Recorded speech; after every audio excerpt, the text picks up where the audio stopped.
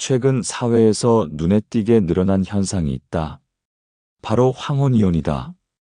젊은 날에는 자녀를 위해, 생계를 위해, 체면 때문에 억눌렀던 갈등이 자녀가 독립하는 순간 한꺼번에 터져나온다. 겉으로는 평범한 가정처럼 보였지만 속으로는 오래된 불만이 쌓여 있었다.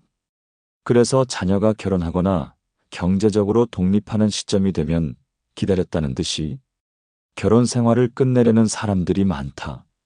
나이가 들수록 부부의 관계는 당연히 유지되는 것처럼 보인다.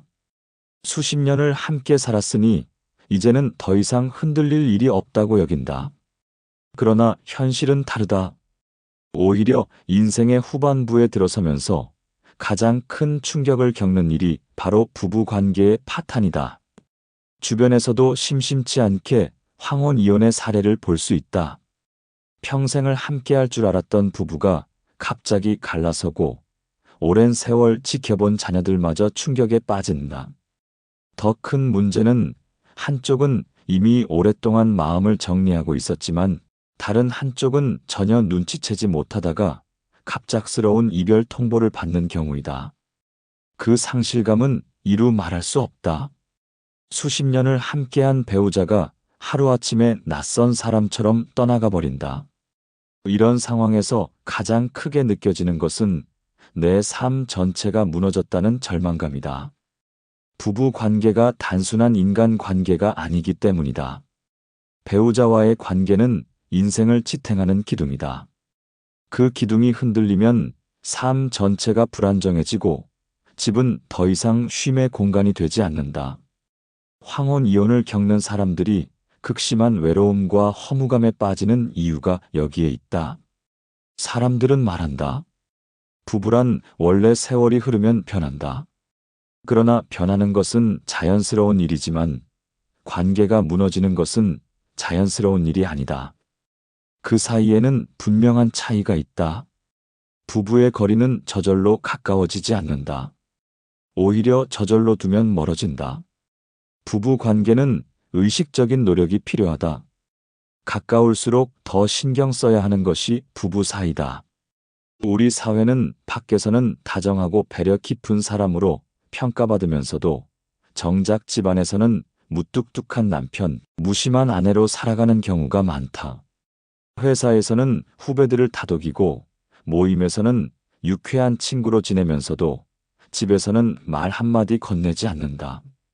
사회적 역할에는 성심을 다하지만 가장 중요한 자리인 가정에서는 다정한, 가장 따뜻한 배우자로서의 노력을 소홀히 하는 경우가 많다. 이것은 단순한 성격 차이가 아니다. 사회 전체의 분위기와 문화가 만들어낸 결과이기도 하다. 우리나라의 많은 남편들은 집에서는 말이 없어야 듬직해 보인다고 배워왔고, 감정을 표현하지 않는 것이 성숙한 태도라고 착각한다. 아내들 역시 오랜 세월 가정은 지켜야 하는 것이라는 의무감 속에서 자신을 억눌렀다. 그 결과 부부는 서로를 이해하기보다 참고 견디는 법을 먼저 배웠다.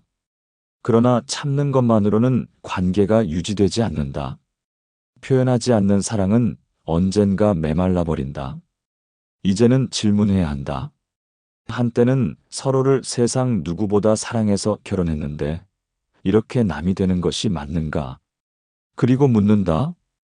평생을 함께하기로 약속한 부부라면 마지막까지 서로의 친구가 되어야 하지 않는가? 이 질문은 부부의 문제만이 아니다. 인생 전체의 문제이다.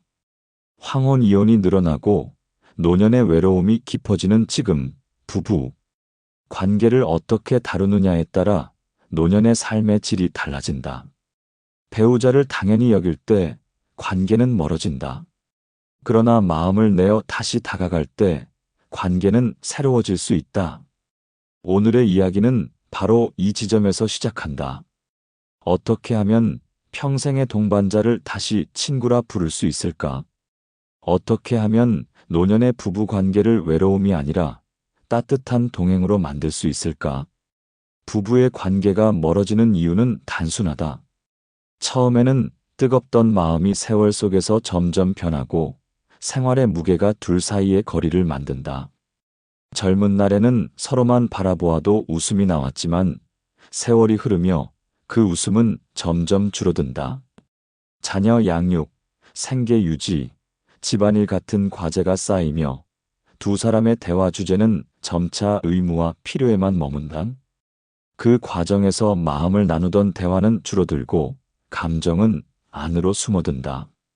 첫째 문제는 사라진 대화이다.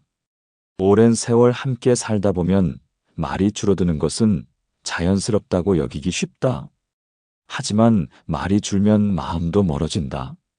말하지 않아도 알겠지라는 생각은 착각이다. 오히려 말하지 않으면 모른다. 배우자와 나누는 대화가 줄어들수록 오해는 쌓이고 마음은 어긋난다. 결국 한 집에 살면서도 다른 세상에 있는 듯한 고립감을 느끼게 된다. 둘째 문제는 자녀 중심의 삶이 만든 거리이다. 많은 부부가 자녀를 키우는 동안 배우자로서의 관계를 뒤로 미루고 부모라는 역할에 몰두한다. 아이가 어릴 때는 그럴 수밖에 없다. 그러나 시간이 흐르면 아이는 자라서 떠나고 집에는 두 사람만 남는다. 그때가 되면 비로소 배우자로서의 관계가 드러난다. 부모로서는 충실했지만 친구 같은 부부로 지내는 법은 잊어버린 경우가 많다. 아이의 웃음으로 채워졌던 집이 다시 조용해지면 그 공허 속에서 서로의 낯설음을 느끼게 된다. 셋째 문제는 고마움과 존중의 상실이다. 가까운 사람일수록 당연하게 여기기 쉽다. 밥상을 차려주는 일, 집안을 정리하는 일, 함께 병원을 가는 일은 사실 작은 배려와 수고이다. 그러나 그것을 당연하다고 여기면 관계는 조금씩 메마른다. 고마움을 표현하지 않으면 상대는 존중받지 못한다는 감정을 쌓게 된다. 작은 표현이 사라질수록 관계는 무겁게 변한다. 넷째 문제는 사회적 역할과 가정의 역할의 불균형이다. 많은 남편들은 밖에서는 다정하고 친절하게 행동하면서도 집안에서는 말이 없다. 사회에서는 인정받는 리더이면서 가정에서는 무뚝뚝한 가장으로 머무는 경우가 많다. 아내들 역시 집안일을 묵묵히 감당하면서도 마음을 표현받지 못하는 서운함을 안고 산다. 이렇게 균형이 깨지면 가정은 쉼이 아니라 또 하나의 부담으로 느껴진다. 다섯째 문제는 비교와 불만의 확대이다. 가까운 사람의 장점은 보지 못하고 다른 이의 모습과 비교하기 쉽다. 남의 남편은 저렇다, 남의 아내는 저렇다라는 말이 무심히 흘러나온다. 상대의 노고는 당연한 것으로 여기면서 다른 사람의 장점만 크게 보인다. 그 불만은 결국 비난으로 변하고 집안의 공기를 무겁게 만든다. 이 모든 문제의 밑바탕에는 하나의 공통점이 있다. 마음을 쓰지 않았다는 점이다. 부부의 거리는 어느 날 갑자기 생기지 않는다. 작은 무심함이 쌓이고 작은 표현의 부재가 겹치면서 어느새 두 사람은 멀어진다. 처음에는 사소한 일처럼 보이지만 시간이 지나면 큰 벽이 된다. 소크라테스는 사람은 가까운 것을 돌보지 않을 때 가장 큰 상실을 겪는다라고 말한다. 부부 관계가 바로 그렇다. 가장 가까운 존재를 당연하게 여기고 마음을 쓰지 않으면 결국 그 관계는 낯설게 변한다. 이제 우리는 묻지 않을 수 없다. 정말 부부란 세월이 흐르면 멀어지는 존재인가? 아니면 마음을 쓰지 않았기 때문에 멀어진 것인가? 이 질문이야말로 노년의 삶을 성찰하게 하는 거울이다. 부부 관계의 거리는 세월이 만든 듯 보이지만 사실은 작은 습관이 켜켜이 쌓이며 생긴 결과이다. 그렇기에 다시 좁히는 것도 가능하다. 청춘의 열정으로 돌아가자는 것이 아니다. 오히려 세월이 준 깊이와 무게 속에서 더 단단한 우정을 만들어가는 길이 열려 있다. 사람들은 부부 관계는 노력하지 않아도 유지된다고 생각한다. 그러나 부부는 가장 가까운 사이이기에 오히려 가장 많은 노력이 필요하다. 가까이 있으니 괜찮을 것이라 여기지만 바로 그 방심이 관계를 약하게 만든다. 결혼 생활이 길어질수록 고맙다는 표현은 점점 줄어든다. 처음에는 작은 일에도 고마워라는 말이 오갔지만 세월이 흐르며 그것이 당연한 일로 여겨진다. 밥상을 차려주고 집안을 돌봐주고 필요한 일을 챙겨줘도 굳이 말하지 않는다. 그러나 부부 관계에서 가장 중요한 것은 당연한 일을 당연히 여기지 않는 태도이다. 고마움을 말로 표현하는 훈련이 필요하다. 배우자가 밥상을 차려줄 때, 집을 정리해줄 때, 약속을 챙겨줄 때 고맙다라는 한마디가 필요하다. 하루의 끝에 수고했어라는 짧은 말이 있으면 그 말은 피곤한 하루를 위로한다. 고마움을 말하지 않으면 그 마음은 시간이 지나면서 희미해진다. 그러나 입술로 표현될 때 고마움은 관계를 새롭게 한다. 꽃이 햇살을 받아야 피듯 부부 관계도 고마움이라는 햇살을 받아야 다시 피어난다. 소크라테스는 마음을 드러내는 말이 없는 사랑은 존재하지 않는다라고 말한다. 침묵 속에만 머무는 사랑은 상대에게 닿지 않는다. 따라서 작은 말 한마디가 부부 관계를 새롭게 시작하게 한다. 이웃에 사는 한 노부부는 병원 진료일마다 늘 함께 움직인다. 아내는 남편의 혈압약을 챙겨주고 남편은 아내가 무릎이 아프다고 하면 지팡이를 고쳐준다. 작은 관심이지만 그것이 쌓여 서로의 마음을 잇는다. 반면 어떤 부부는 정반대이다. 남편이 건강이 나빠져도 아내는 무심하고 아내가 병원을 다녀와도 남편은 묻지 않는다. 그들의 대화는 늘 짧고 건조하다. 결국 두 사람은 한 집에 살면서도 서로를 모른다. 나이가 들수록 건강은 인생의 중심이 된다. 배우자의 건강에 관심을 기울인다는 것은 단순한 간호가 아니다. 그것은 나는 당신의 삶에 여전히 함께 있다는 메시지이다. 취미도 마찬가지이다. 같은 취미를 가져야 하는 것은 아니다. 아내가 꽃을 좋아하면 남편은 꽃집에 함께 가줄 수 있고 남편이 바둑을 좋아하면 아내는 옆에서 한판 지켜볼 수 있다. 중요한 것은 함께 하려는 태도이다. 관심은 사랑의 다른 이름이다. 한 부부는 오랫동안 대화가 줄어들어 서로에게 서먹했다. 그러나 어느 날부터 저녁마다 함께 동네를 걷기 시작했다. 처음에는 말없이 걷기만 했다. 그러나 며칠이 지나자 자연스럽게 대화가 이어졌다. 오늘 날씨가 참 좋네. 저 집 꽃이 예쁘네라는 사소한 말이 이어졌고 그 속에서 웃음이 다시 생겼다. 걷는다는 것은 단순한 운동이 아니다. 발걸음을 맞추는 동안 마음도 맞춰진다. 집안에서는 어색하게만 느껴지던 대화가 길 위에서는 자연스럽게 흐른다. 걸으며 나누는 대화는 억지로 짜낸 말이 아니라 흘러나오는 말이 된다. 함께 걷는 일상은 건강을 지키고 동시에 관계를 회복한다. 나란히 걷는 부부의 모습은 이미 친구의 모습이다. 세월이 흐른 지금 다시 친구가 된다는 것은 함께 길을 걷는 소박한 장면 속에서 이루어진다. 부부에게 갈등은 피할 수 없다. 문제는 갈등이 아니라 그것을 오래 두는 태도이다. 한 부부는 작은 일로 말다툼을 한 뒤 서로 며칠씩 말을 하지 않았다. 그 시간 동안 벽은 점점 두꺼워졌다.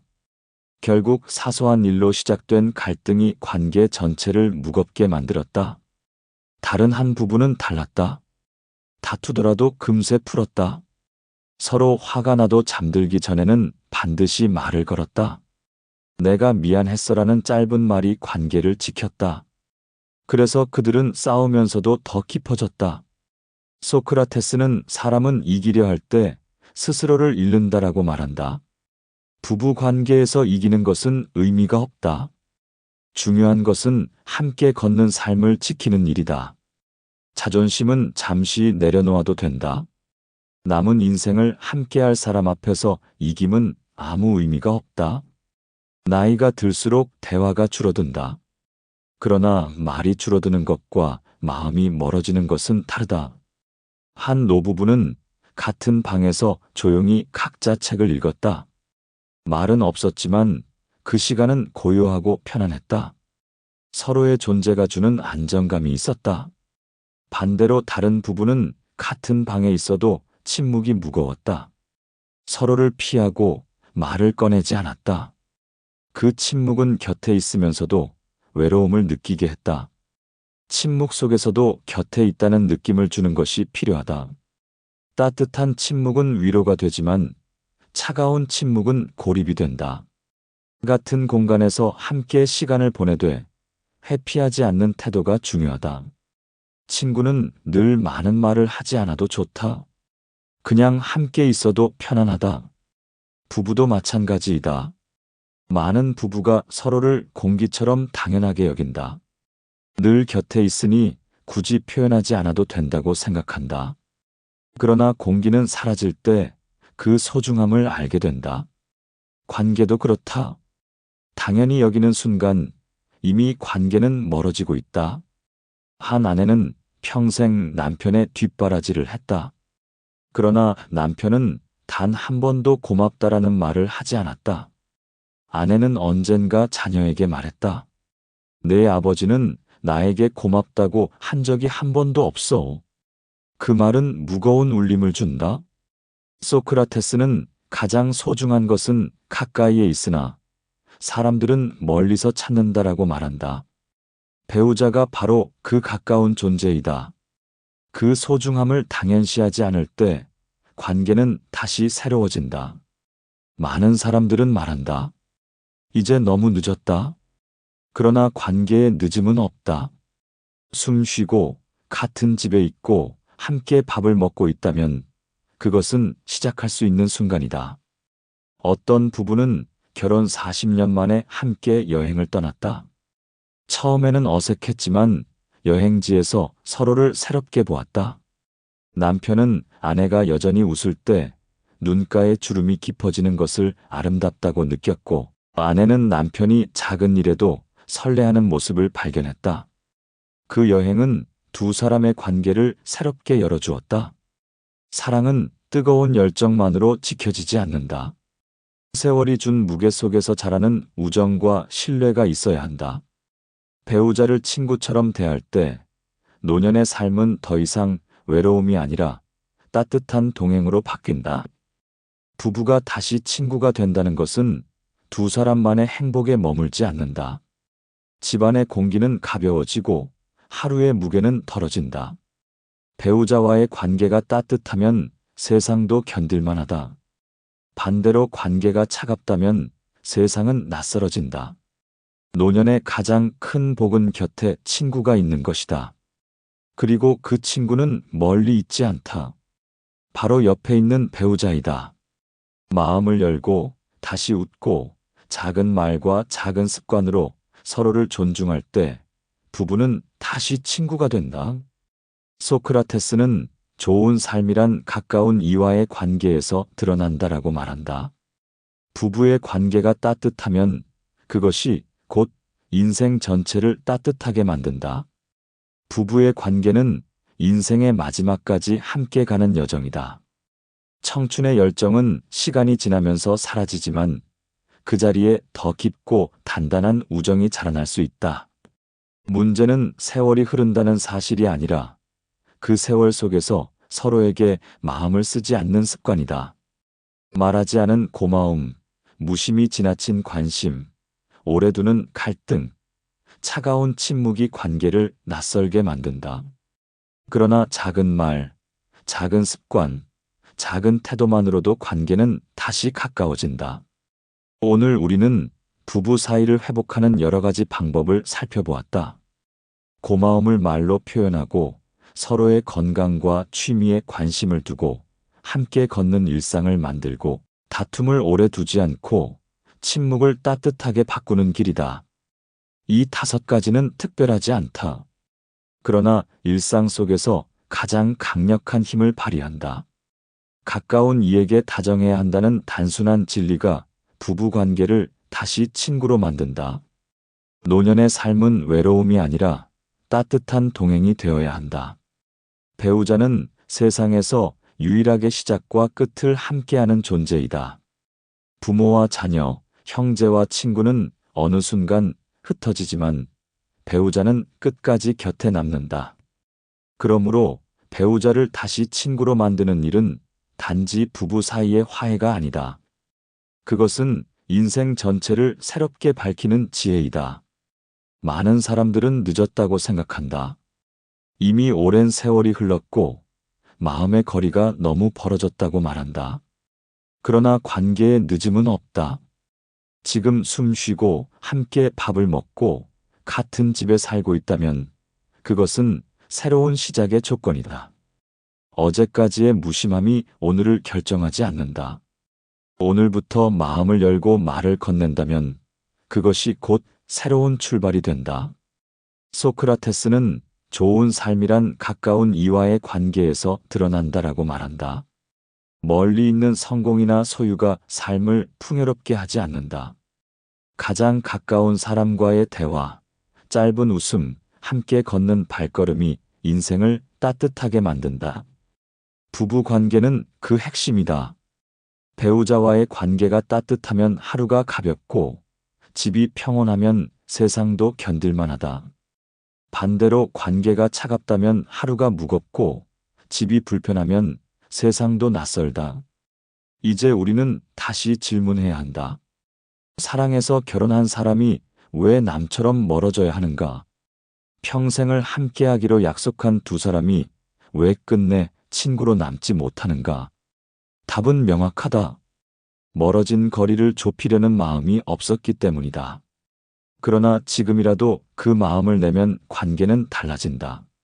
노년의 가장 큰 복은 곁에 친구가 있는 것이다.